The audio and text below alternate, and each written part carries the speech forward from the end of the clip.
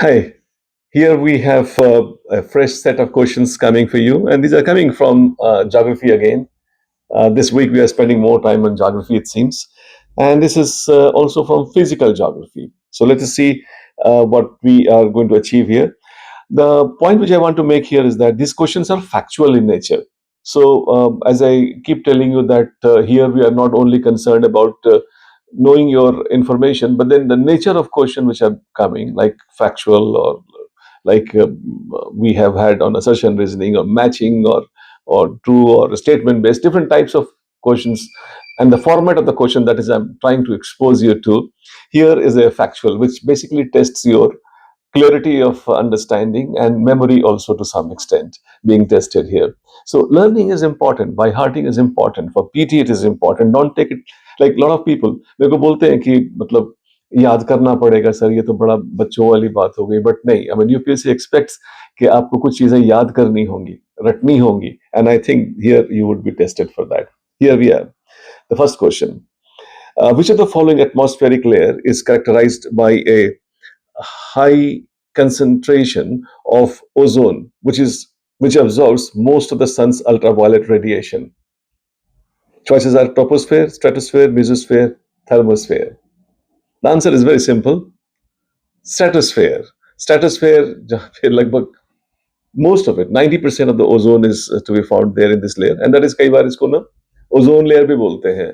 Stratosphere, troposphere, stratosphere, इसको 15 से that is 15 to 35 kilometers broadly we can think of. Anyway, coming to the next question, a fjord, or sometimes they spell it FIORD, and the classical spelling, British spelling is FJORD, is still pronounced fjord. The fjord is a long, narrow, and deep inlet of the sea with steep sides created by glacial erosion. Which of the following landforms is most likely to be found in the mouth of fjord? Norway is a country of fjord. A lot of people go there to see fjords there. And which landform is associated with them in the mouth? Mouth is at the end of it. Head, mouth. River originates in head and terminates in mouth. Mouth नीचे होता है. Anyway, coming back to this, moraines, drumlins, eskers, tarn. Simple question. Moraine, drumlins, eskers, and tarn. Of course, answer is A. Moraines. I suppose I like you to also look into that, because I recently saw a question on fjords.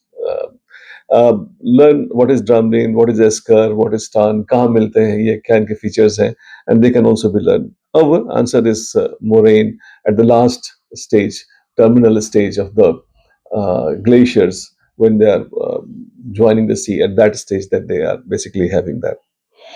Third question: according to theory of seafloor spreading, new economic crust, new oceanic crust, I'm sorry, I repeat again. According to the theory of seafloor spreading, new oceanic crust is created at mid oceanic ridges. Which of the following pieces of evidence provides the strongest support for this theory? Uh, I suppose the discovery of the deep ocean trenches and subduction zones, the presence of parallels symmetrical magnetic strips on either side of the mid oceanic ridges, the existence of seamounts and guts at the ocean floor, the discovery of the ancient marine fossils and continental plates. They all look very close. Here, clarity is also required. I suppose I would go for the second one, the presence of parallel symmetrical magnetic strips on either side of it. I mean, you know that Harry Hess, when he gave this theory of seafloor spreading, in fact, that became the cornerstone for the um, paleomagnetic evidence of uh, plate tectonism. Lapichon, etc., also Lepegny also has contributed. Wegener's thought also contributed. But then actually Harry Hess is identified for the paleomagnetic influences, because when you have got the magmas coming out and when they are disputed on the either side of it, one would basically expect that they are basically, I would say, orienting to the pole, and poles are shifting, and I think drifting poles. So their orientation at a given point in time is aligned to that because of the nature of magma and the ferrous properties of that. Anyway, we're not getting too much into that. The answer will be B in this regard. The next question, the fourth question. The albedo of surface refers to the albedo of a surface refers to the amount of solar radiation absorbed by the surface, the amount of solar radiation reflected by the surface, the amount of heat radiated by the surface, the temperature of the surface. They all are very close to each other. But then I think it's very obvious. The amount of solar radiation reflected by the surface that you have got is albedo. And albedo also would be responsible for how much is available for them to absorb. Let's say it's a Chernosem or a kind of dark rock that we have got. They would absorb more and then the temperature will be high. While we have the freshly fallen snow has got the highest albedo, and then that is one more reason why they will be melting slowly is because most of the energy that they receive is reflected back. So I suppose this answer is B in this regard. The last question of the day that we have got, the Mohorovicic discontinuity or Moho discontinuity as we call it, presents the boundary between which of the two layers of the Earth's interior? I think this is an interesting question. Crust and mantle, outer core and inner core, mantle and outer core, lithosphere and asthenosphere. I suppose the answer is crust and mantle. Answer is A in this regard.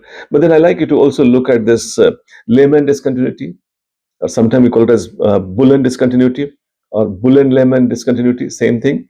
That is between inner and outer core that we have got. Also, I like you to look at Gutenberg discontinuity, and that is between lower mantle and outer core that we have got. Uh, Sometimes they call it a CMB, that is core mantle boundary, as one can call it for Gutenberg discontinuity.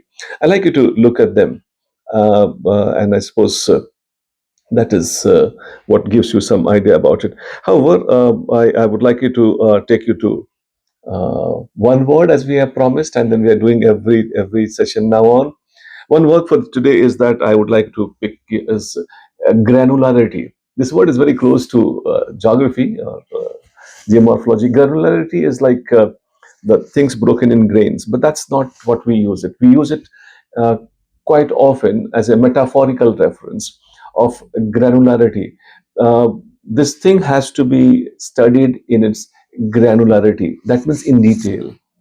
The granular part of this law, the granular part of this judgment, the granular part of anything. I mean, the granular is basically going into the details of it. So the severity of the issue can be assessed only when it is seen in its granularity. So that is the way you quite often use this word. So I think that's one word. Some of you may be knowing it already, but for those, this may be an addition. All the best and good night.